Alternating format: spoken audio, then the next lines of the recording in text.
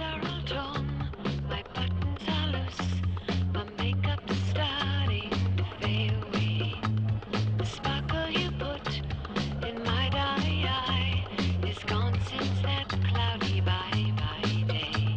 My room is my house, my bed is my home, my pillow's my friend, my old friend. Your old baby doll, your raggedy doll, is waiting for you to play again.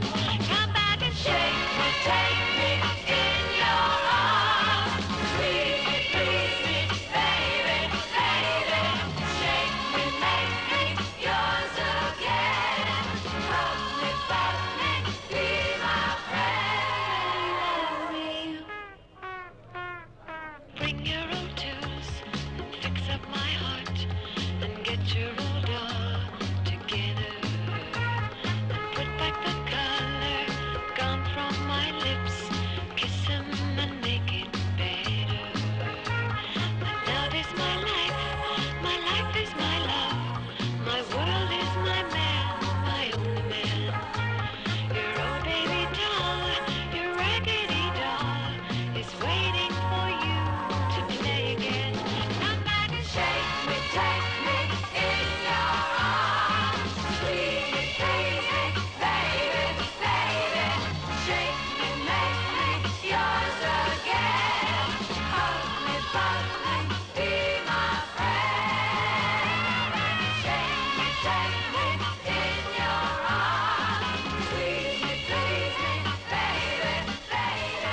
Shake me, make me yours again. Hug me, fuck me, be my friend. Shake me, take me in your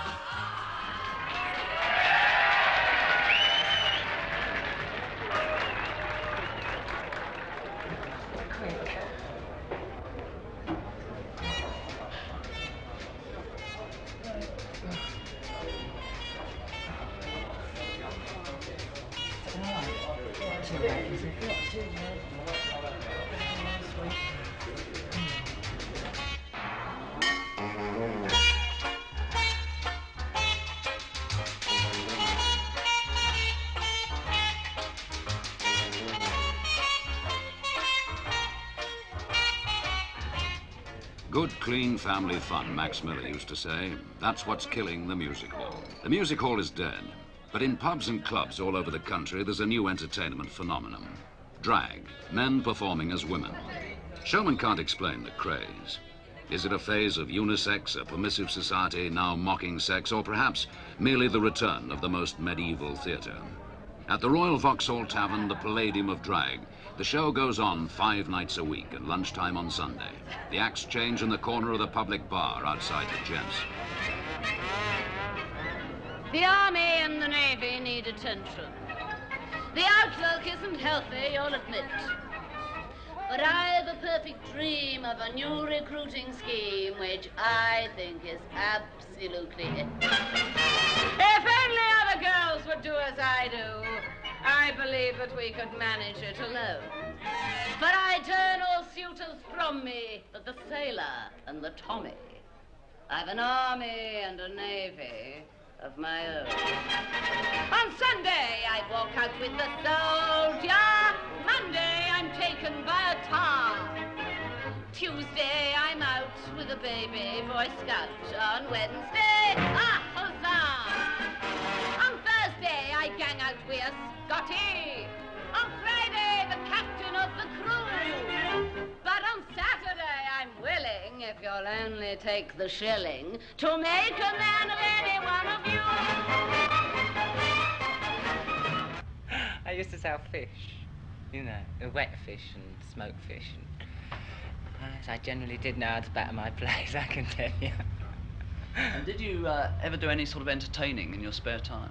Yes, I did quite a lot of dancing, you know, and amateur dramatics and things like this, you know.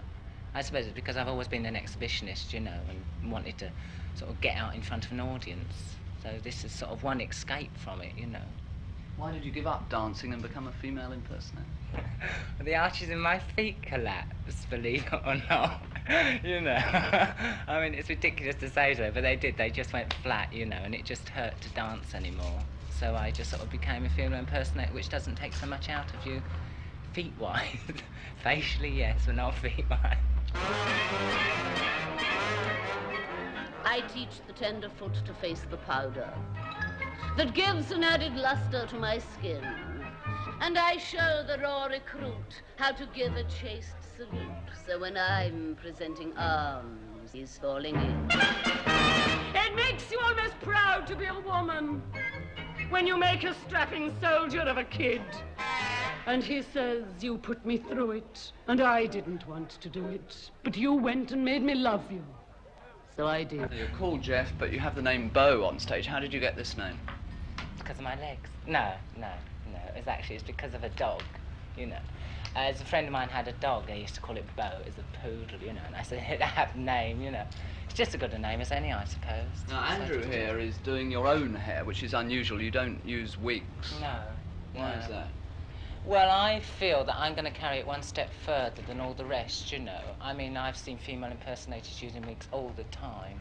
So I just want to take it just that one step further and try and use my own hair, keeping it as short as possible for the daytime, you know, so I can sort of, when I'm out on the streets, be like, there goes a tart, it's a bloke, you know. On Sunday, I woke up with a bosun. On Monday, a rifleman in green. On Tuesday, I choose a sorry in the blues. On Wednesday, a marine. On Thursday, a terrier from Tooting. I've seen people doing Shirley Bassey and other things, and they're trying to do all these big Bassey movements, but they're big elaborate arm movements and big smiley lips, you know, and I don't believe in it. I want to sort of try and be, you know, just so they can look at me on the stage and say, well, there's an ordinary woman, you know.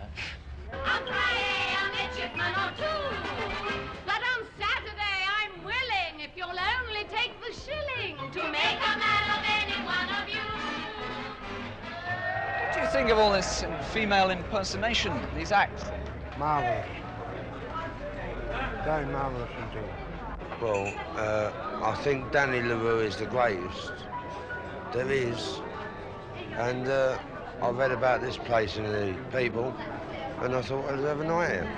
Well, I don't know really. I think it's actually the inhibitions in humanity that comes out in the female or the male sex, I should say, you know. And I think actually that the colours of the dress have a lot to do with this. I think if a bloke wears pink dress, I think that it more or less means that he's inhibited with female clothes. To me, I'd sooner go in a pub with a drag act than what I would any other pub. There's some of them are better than ordinary artists, like ordinary film stars and people like that. Drag acts pick out all the bad traits of a woman and emphasise them, and I think that we find it amusing. I don't go a lot on it actually myself, you know, I don't sort of get kinky over it. I do drag myself, dear. They call themselves the Polka Dots on stage. Lee is a lorry driver. John works in an office. The one thing you don't have to be for drag is homosexual. That's the most important thing to me. And if I was Bobby's girl, if I was Bobby's girl, what a faithful, thankful girl I'd be.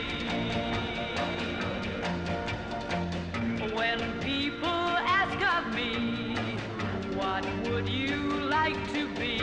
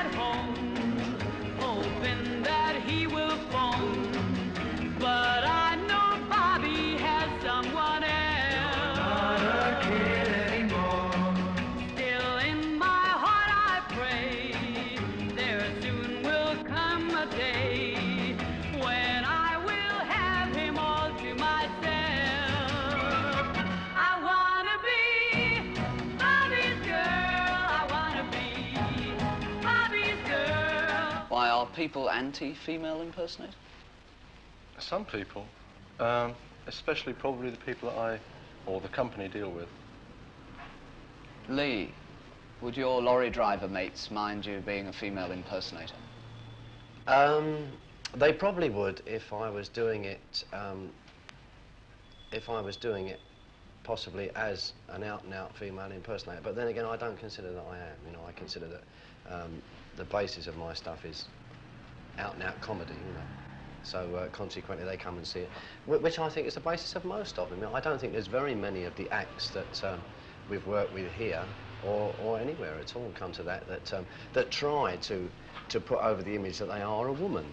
They are trying to put over an entertainment image, which is entirely different. I mean, you can't confuse the two issues of someone that gets a kick out of climbing into a woman's dress and someone that puts it on because they want to entertain.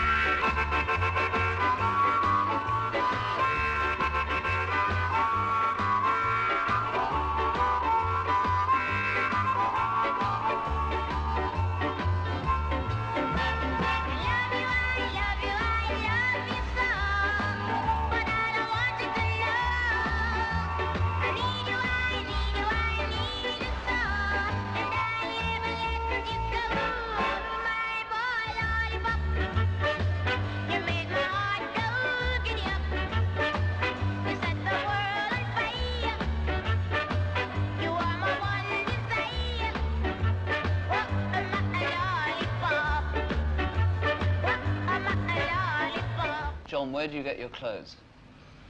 Some I have made. The fabulous ones I have made.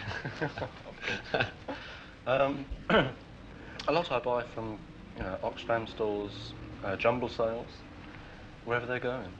Most of the stuff that I do is all sort of, as I say, comedy, so I can get away with any old took that anyone throws out. Everybody wants to go to heaven, but nobody wants to die. Nobody wants to die. Nobody wants to die. Everybody wants to go to heaven, but nobody wants to die. Nobody, nobody, nobody wants to die. My uncle, who's a miser and a money punching crank, lay dying of starvation with a fortune in the bank. His doctor said, "You'll soon be dead." My uncle said, "Oh no, if I can take my money with me, I refuse to go." Everybody wants to go to heaven, but nobody wants to die. Nobody wants to die.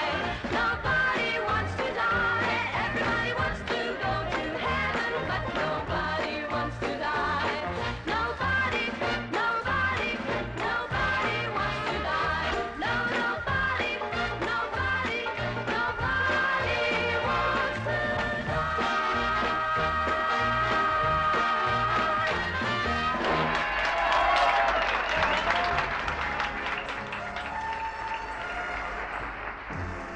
Mr. Cleo Rose, one-time club manager, now works full-time on the drag circuit. Most publicans sensitive to obscenity laws prefer acts to mime to hit records. This way, smut is in the eye of the beholder. Goldfinger, he's the man with the Midas touch, a spider's touch. a cold finger beckons you to enter his web of sin. But don't go in. Golden words he will pour in your ear, but his lies can't disguise what you fear. For a golden girl knows when he's kissed her, it's the kiss of death from Mr. Goldfinger. It all started as a joke, really. At the Royal Vauxhall one evening, watching some artists there, and I said to my friends, well, I reckon I could do as well as that. And so they bet me. So they bet you couldn't. And I said, well, I bet you I can. I had a few pints to drink as well. So I went up to Peggy, the landlady, and said, I'm a big drag artist from the north of England, and can I have an audition here? And she said, yeah, you can do a spot next Thursday. So I came home and thought, oh, heavens, what have I let myself in for? And the hairdresser friend lent me a wig. We didn't have a thing, you know. We had to sort of go into shops and buy tights and shoes and a dress. And I made a tape, went up there, did an audition. It went down well, and it's all started from there. After that spot, I got a residency there. She said, can you do every Thursday night? Now, you appear how many times a week? 8. I do doubles. I go to a pub and then on to a club after. And Sunday lunchtime as well.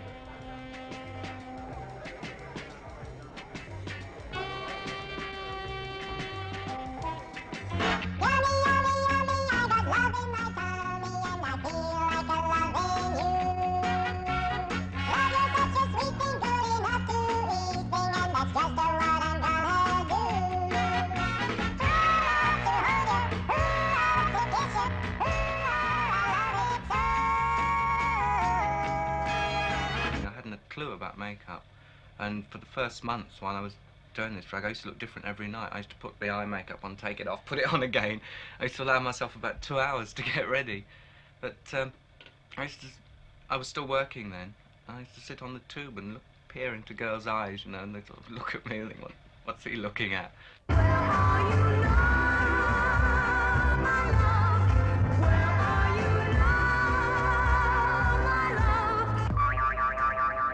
Could it be? Yes, it could. Something's coming, something good. If I can wait, something's coming. I don't know what it is, but it is gonna be great. Let it please be him. Oh, dear God, it must be him. It must be him, or I shall die. I have the radio going all day.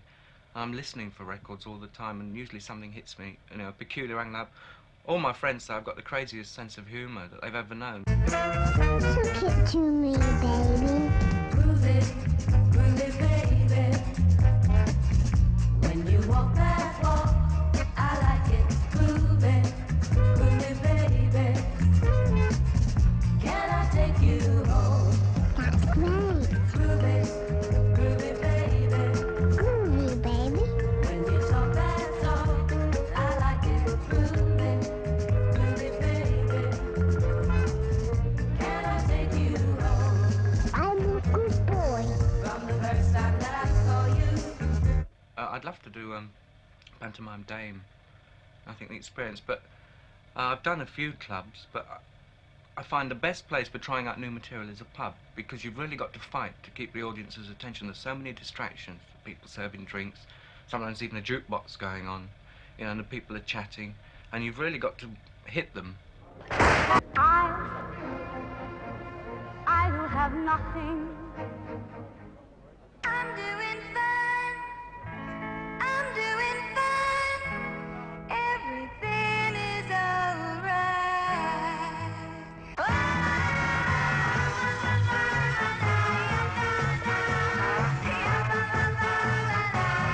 2 of the shops, they're boutiques that I go to. They have a private fitting room upstairs, and I go there, try on anything, you know, before I buy it. Either that, or I make sure that I say I'm buying this for my girlfriend.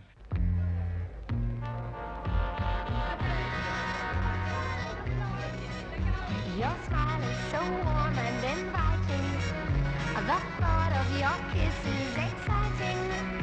So hold me and don't keep me waiting. Come closer and love me tonight. That's right. Come closer and cuddle me tight. My heart goes boom, bang, bang, boom, bang, bang when you are near. Boom, bang, boom, bang, loud in my ear. Pounding away, won't you be mine? Boom, bang, bang all the time. How much do you spend on clothes, women's clothes? Oh, I think about £20–30 a week. Not only on dresses, on makeup and tights. And, you know, we get through that every week. Now, women in particular seem to like drag acts. Why is this? Well, I think it's the drag, the clothes. I've had girls come up to me actually and say, where did you get that dress from? You know, and even dresses that we've made, girls have asked me to make the same for them, and I say, well, I'm not a dressmaker. These things are only slung together. If you could see inside, you can never wear them in public, but they're okay on stage. Most of the numbers that I do rely on gimmicky costumes, and you can't buy them in the shops. Step inside, love. Let me find you a place where the cares of the day will be carried away by the smile on your face. We are together now and forever. Come my way. Step inside, love, and stay. Step inside, love. Step inside, love. Step inside, love. I want you to stay. I think it's people like Danny LaRue who've made people think, well, you don't have to wear a dress all day and walk around the house in high heels and you know, makeup and things. To be a female impersonator, you can lead the two lives, and this is what I do. It's completely separate to my everyday life, apart from this room, which is what I call my dustbin. When I first started off, I tried to wear clothes that were fashionable, and what I'd seen girls at the office and things wearing. I used to wear little low heels, and they were easy to walk in as well. And one evening, there was another publican in this pub, and after I'd done the act, the landlord where I was working introduced me to him, and he said, well, wow, I could have fancied you. He said, when I saw your face and the dress and everything, until I saw the legs. You know, he said they were a bit thick at the top. Come my way. Step inside, love, and stay. Step inside, love. What you do? Step inside, love. No, I do. Step inside, love. I want you to stay. One of the pubs I was working in, I had to walk through the audience after I'd finished the striptease, where I show my chest to prove that I'm a man. And I was walking past this table, and I felt a hand go right up my skirt. So I went, yeah, what do you think you're doing? And there's this 6-foot-something Irishman, enormous, fairly drunk. And he said, hello, dear. And I said, no, I said, I'm a fella. And I thought he was going to be nasty, because I was a fella. And I just went off on my way. Flew, actually. I tore up the stairs and got changed and came down. I was having a drink at the bar, and this Irishman came up again, and he said, I'd like to see you outside. I thought, we're going to have a big punch-up now. So I asked my driver to just come by the door and keep his eye on what was happening. So I went outside and said, what's the matter? And he said, well, how about it, you know? And I said, no, it's not my line. Keep them away. Oh, I'll never fret about hell till my time arrives. Never worry long as I'm well. Never one to strive to be good, to be bad. What the hell? I'm just glad I'm alive. Oh, I got plenty of nothing. And nothing is plenty for me.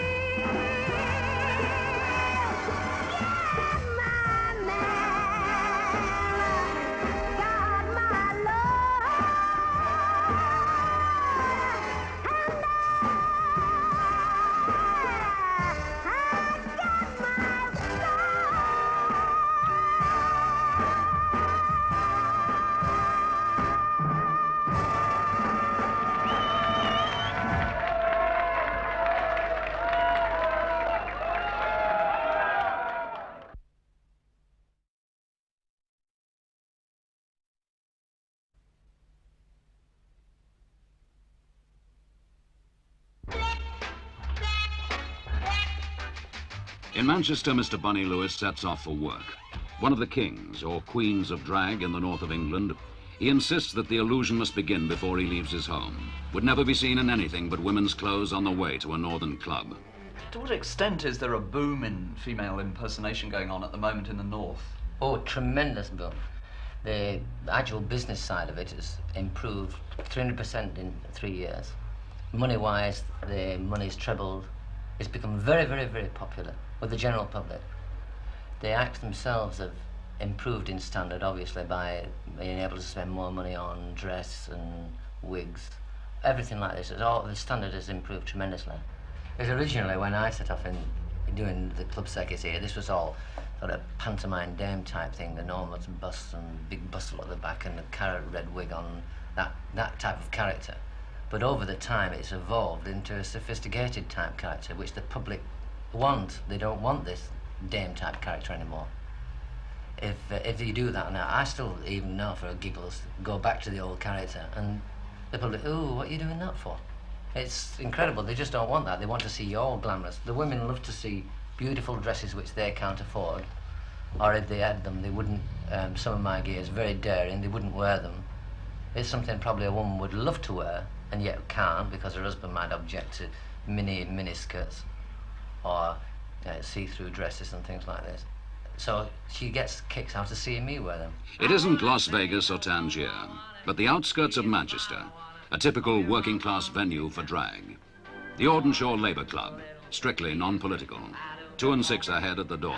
I can't live without you anymore. I won't be satisfied until you're by my side. I'm yearning for that moment when I say hello and see you smile and hold you in my arms again. How do you relax when you're away from your job? Oh, you want to see my pets? Now they're beautiful. Got 3 apes and 3 monkeys.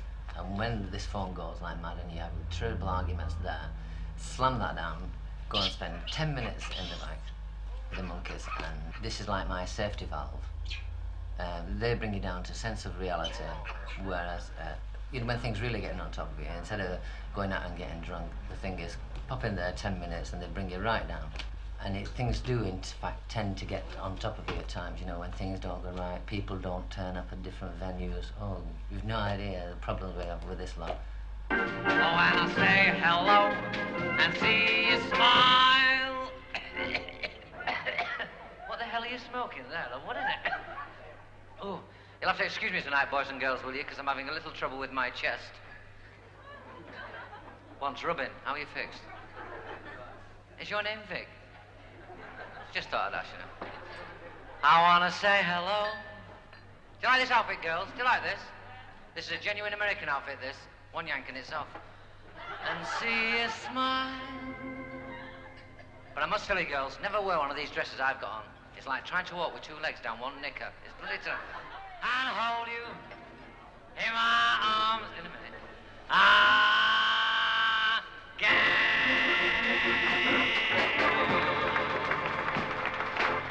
I think the people who've got acts, and good acts, will always be liked. And even as you get older, you see, I don't think that you have to look glamorous to be a female impersonator all your life. You can become a Sophie Tucker type character and still have the edge. And that's when the car crashed. And it crashed in between these 2 houses. And in one house lived Mr. and Mrs. Smith, and in the other house lived Mr. and Mrs. Ball. But luckily I was dragged out by the Smiths. All of me. Thank God for Dunlop. Why not take all of me? I'll just tell him a joke because he looks miserable. Hey, listen. And these 3 pigs went to this party and they got bored, so they went home. Please your bloody self. Can't you see I'm no good without you? Take my arm. I'll tell him another one. He still looks miserable. And these 2 rabbits were running down this street, and one stopped and the other hopped on. I never used them. Take my lips. I want to lose them. How old are you? I'll give you a beautiful answer to that. A woman who'll tell her age will tell anything. No doubt. I'm between 22 and 27. How can I go on, dear, without you? It's nice to be back at the club, you know, because the last time I was here I got raped. Well, it's not the last time, it's 10 years ago, but I like talking about it. For you took the part that once was my heart. This is what you call socks appeal. Because what nature's forgotten, I filled in with cotton. So why not take off me? Arriving in gear, people, how can I say, they know, in fact, the majority do, but there are some people who say, look, God, look at that, you know. And they come across and say, do you want to drink, love? And I'll say, of course I never refuse, I always say, yeah, pint of bitter. And they sort of look at you rather peculiar, and what's wrong with that? I think the reason why, probably, that I am successful in the business is because even when I'm dressed, I'm me. There's none of this, what is the word I want? Effeminacy. Although I'm dressed as a woman, everyone makes it perfectly clear that it's, in fact, a man, and they know this, you know. First of all, I insist that you must have talent of some degree, not to just get dressed as a woman. That's not the answer. They've got to be able to do something when they are dressed. No matter how gorgeous they look dressed, they've got to be able to do something and do it well. That's why I work it anyway. Originally, when we set off in the business, it was doing the pub circuit for 12 bob a night, something like that. We had to work in probably the lowest of the lowest places to get work, because it wasn't generally accepted. And now I think that probably every cabaret club in this area I've worked at, from all the big clubs right down to the small ones, every one of them. As a female impersonator, do you have to look after your figure very much? To a degree, I suppose, but I eat what I feel like, within reason, of course, and not tremendous lot of drink, not particularly large quantities. I'd rather have a shot than a pint of beer, you know. With that in mind, that's to get the appearance of this. We get very tight bra, fitted bra, which will pull you in like mad to give you this cleavage thing, which everyone swears blind you're on the hormone kick. This is pulls you like that, and all night long it's so tight, you know. Then we come home and whip it off and have a real good scratch and really love it. You know? Thank God this is relaxing. You know? This type of thing. Your goodbye left me with eyes that cry. Oh, how can I go on here without all of you? What are you looking there for? You can't see nothing. Oh, there's a ladder in my stocking. Heavens above. A ladder in my stocking. Oh, never mind. For you took the part that once was mine. So why not take all me?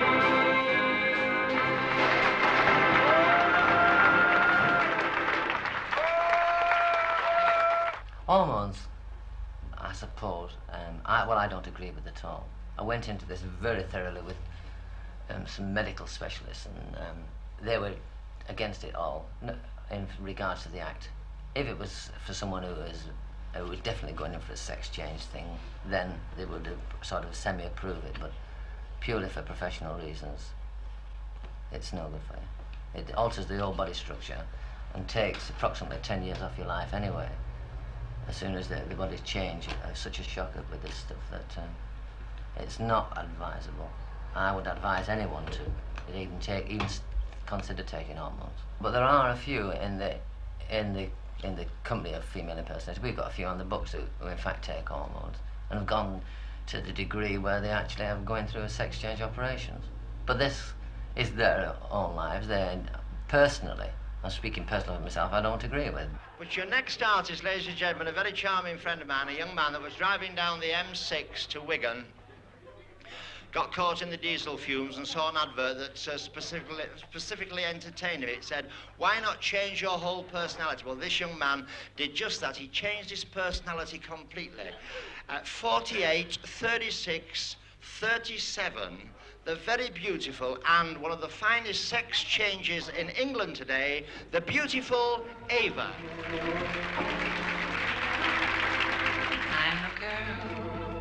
I'm a girl. Ava is now indeed a girl, medically and legally. Born Edward, Ava was obligingly provided with a sex change operation by the National Health Service, sent on her way as a full-time professional singer. With my hips kind of swirly and swirly. Now I adore being dressed in something frilly, panties for instance. When my date comes to get me at my place, how'd I go with my Georgian or Willie? Like a filly who is ready for the race. When I have a brand new hairdo and my eyelashes are in curve, then I float as the clouds on Edu, 'cause I enjoy being a girl. I first got into drag at the age of 4. And then, you know, used to have concerts in the garden when I was about 10 or 11. And I've always had female inclinations. Did you have any brothers or sisters? Yes, I've got a brother. How did your parents know that you had female inclinations at all? Well, I managed to hide them, I think, pretty well when I was at home, but I left home when I was 14. So, I mean, I was able to do what I wanted then. I'm strictly a female, he-male, and my future I hope will be in the home of some brave and free male who'll enjoy having a girl look like a girl like me. Well, I was doing a charity show once, and someone called from the audience and said, are you a man or a woman? And I said yes. And they all sort of, you know, looked amazed, and they still couldn't make out, you know, whether I was or I wasn't. And I think that's been the, you know, the thing in my life that's bugged me, really. You know, that, I mean, people don't really accept me now. Well, you know, unless I say, well, I've had an operation and I've waited so many years for it, and then they just say, oh, you know, so you are a female. I flirt when a fella sends me flowers. I drool over panties trimmed with lace. I talk on the telephone for hours with a pound and a half of makeup on my face. I'm strictly a he-male, female.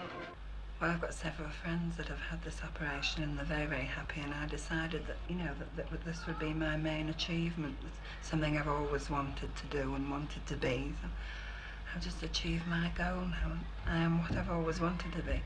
But my future, I hope, will be in the home of some brave and female who'll enjoy having a boy change to a girl like me. Now, our next artist, a very talented actress indeed. She came second in a beauty competition last week in Oldham. First prize went to a ruptured bulldog. The beautiful Miss World, Alita Nichols. In the tradition of the pantomime dame is Mr. Al Nichols. He's been in drag on and off for 17 years. Along the way, he's acquired a wife and 2 children, and some shrewd insights into the female character.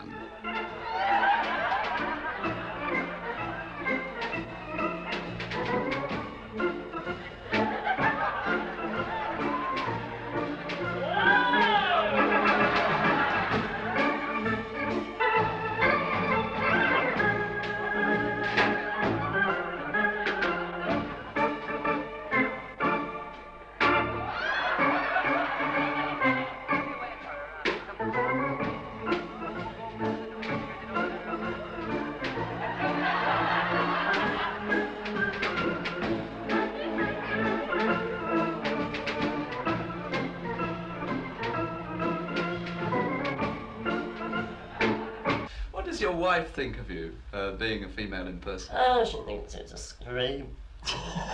Being a female impersonator. Nothing further than that, just a female impersonator. But, I think if I tried serious drag, the glamour, she wouldn't like it. Why wouldn't she like it?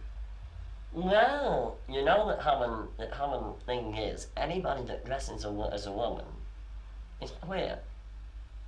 Which is really just people that don't understand the business. This is just their attitude. And they don't realise that you're doing it for a living. And, well, it doesn't necessarily mean because you do a drag act that you're queer or homosexual. But this, unfortunately, is something that's dragged on ever since it first started. You're automatically labelled homosexual because you dress as a woman. And yet, when you ask my wife, I can assure you she knows I'm not queer.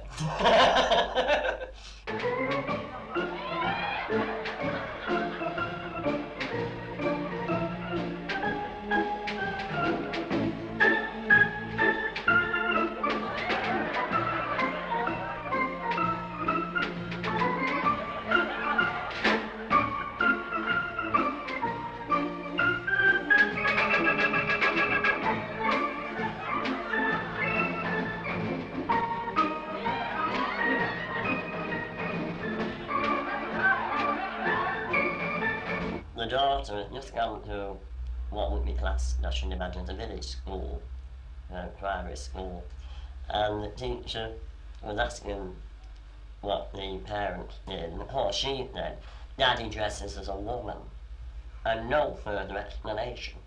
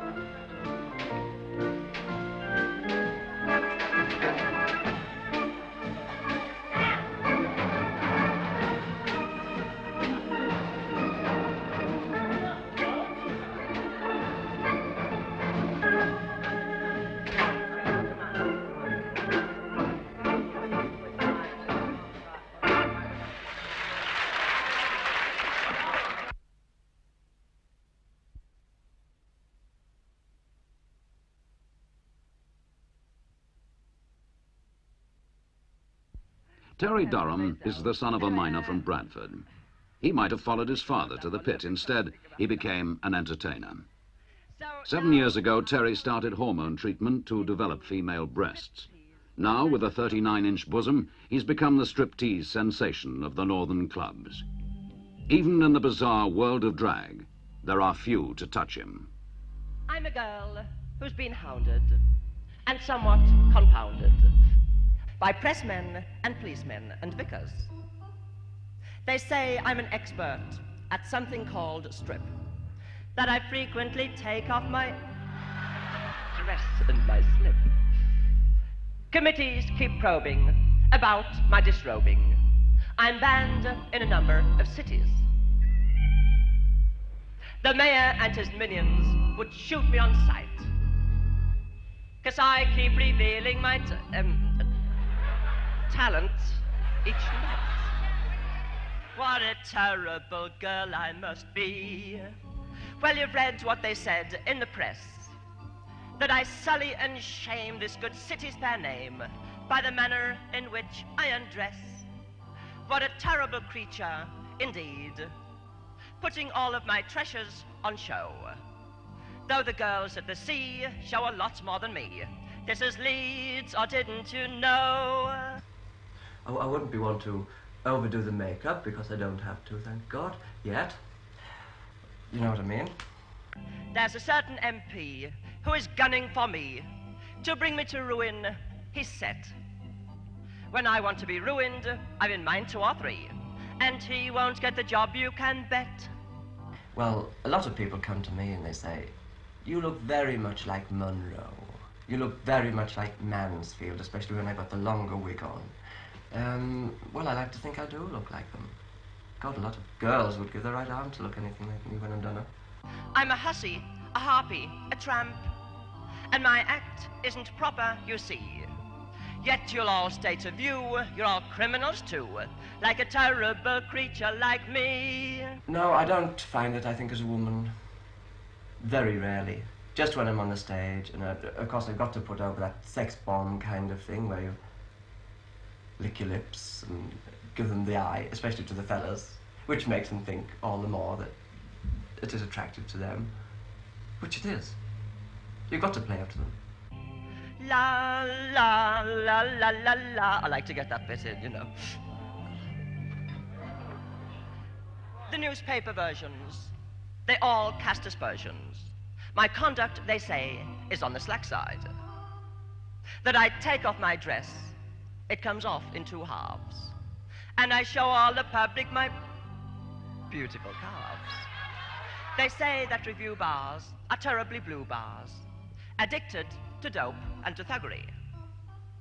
They hope and they pray that all striptease will fail, and they'd all like to send us to a Holloway jail. What a ball I'd have there. What do my parents think? My God, they think it's 2 penny per word. What a terrible girl I must be, giving press and MPs a tit for tat. With my poses so candid, I'm raising your standard. They'd read several meanings in that. What a terrible creature, indeed. They report that my conduct is vile, that I dance around the hall clad in nothing at all. They were wrong, I was wearing a smile. When I tear off a veil, or I tear off a strip, am I tearing your morals to shreds? When I pull down my zip, would your passions let rip? Would you murder your wives in your bed? Well, you all look quite normal to me. And the verdict is with you, I agree. So sit back on your shelves and just judge for yourselves. Am I frightful or delightful? Am I vicious or delicious? Hope you can get me all in, can you? Just relax, and no doubt you will see what a terrible girl I must be. Hey, stripper!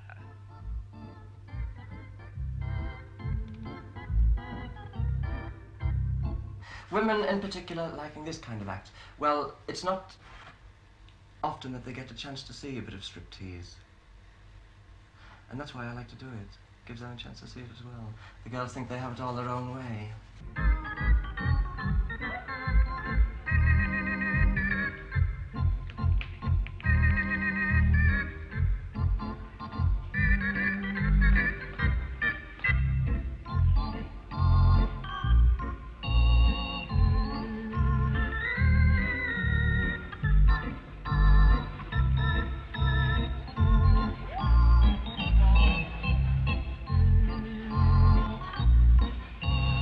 How far would I go to change my body for entertainment? I think it's changed far enough. I don't want to go any further. In any case, it's too bloody expensive.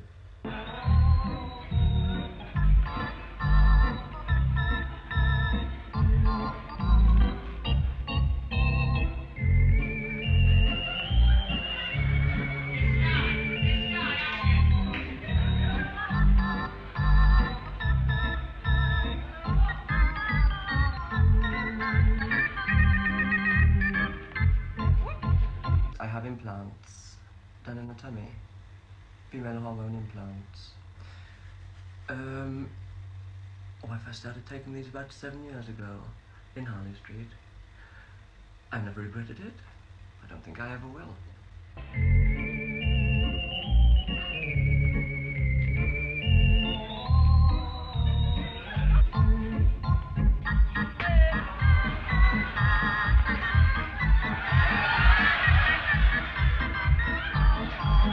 How do I hide my bust? As a man, I got a very good tailor in Bradford.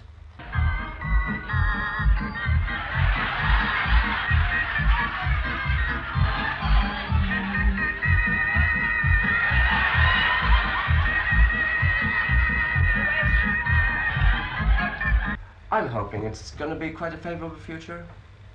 Nothing should stop it. People always want entertaining. And if they want something different, my God, we've got it.